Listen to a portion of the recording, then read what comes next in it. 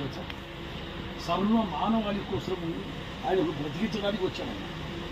నీవు నేను పాపంలో శాపంలో పడిపోయి సర్వమానవులందరూ పాపంలో శాపంలో పడిపోయి ఉండగా యేసుక్రీస్తు ప్రభు పాపులను రక్షించుటకు క్రీస్తు యేసు లోకమునకు వచ్చిన తిమోతికి రాసిన మొదటి పత్రిక 1వ అధ్యాయం 15వ వచనంలో పాపులను రక్షించుటకు క్రీస్తు యేసు లోకమునకు వచ్చాడు.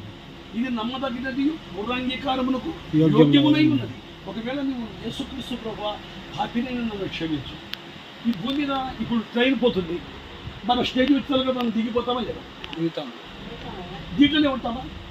అలాగా పరలోకం నుండి తల్లి గర్భంలో వచ్చిన మనము ఈ 60-70 సంవత్సరాలు ఈ 60-70 సంవత్సరాలు మనము ఒకరోజు ఈ శరీరం విడిచిపెట్టి వెళ్ళిపోవాలి. ఈ శరీరం ఉన్న ఆత్మ వెళ్ళిపోతుంది.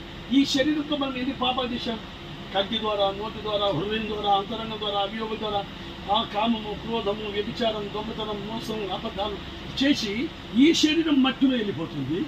దేవుడిచ్చిన ఆత్మ దేవురాజ్యాన్ని వెళ్ళకుండా నిత్య నరకానికి అగ్నిగుండానికి పోతుంది. అది గ్రహించిన దేవుడు తానే సృష్టికర్తైన దేవుడు తన ప్రియ కుమారుడైన యేసుక్రీస్తుని ఈ భూమి మీదికి పంపించాడు. నీ పేరేంటమ్మా?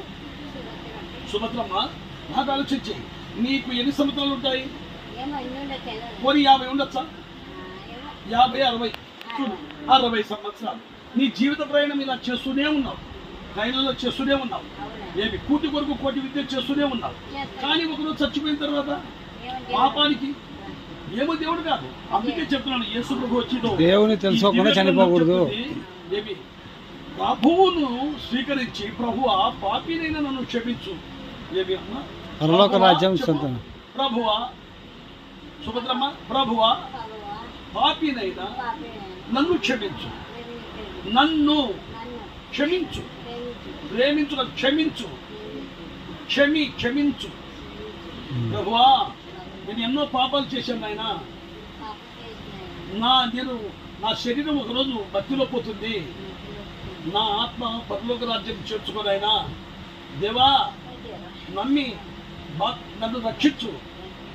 యేసుక్రీస్తు ప్రభువా నన్ను క్షమించు నాయన. నన్ను నీ పరలోక రాజ్యం దయచేయను ఆయన. యేసుక్రీస్తు ప్రభు లోకానికి రక్షకుడమ్మా. యేసై నమ్మితే నిత్య జీవం ఉంది. యేసుక్రీస్తు ప్రభు శిలువలో మరణం పొంది రక్తం కార్చి మరణించి ఆయన సమాధిలో నుండి 3వ దినమున సజీవుడు లేచాడు. యేసు రక్తం ప్రతి పాపం నుండి మనల్ని పవిత్రం చేస్తాడు. యేసనగా రక్షకుడు, క్రీస్తునగా అభిషిక్తుడు. నిన్ను నన్ను ప్రేమించి ఆయన తన పరిశుద్ధమైన రక్తం చిందించాడు కలవరి గదిలో. ఆయన శిలువ మాను మీద మరణించి సమాధి చేయబడి 3వ దినమున సజీవుడు లేచాడు. నీతిమంతుడు